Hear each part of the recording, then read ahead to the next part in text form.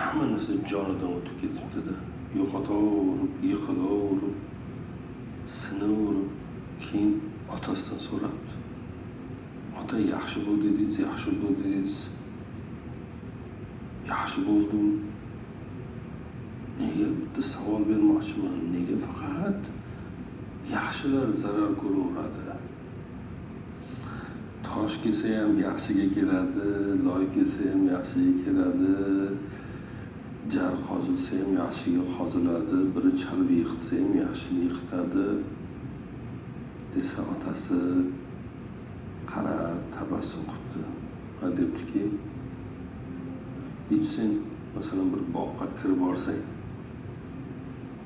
gulni yomonini uzasanmi, xunuk bir gulni uzasanmi yo bir tikonli gulni uzasanmi? Tabiiyki eng chiroylisini uzasan. Odamlar orasida ham shunday.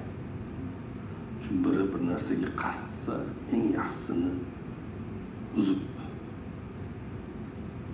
rohatlanaman deb qasd qiladi. Shuning uchun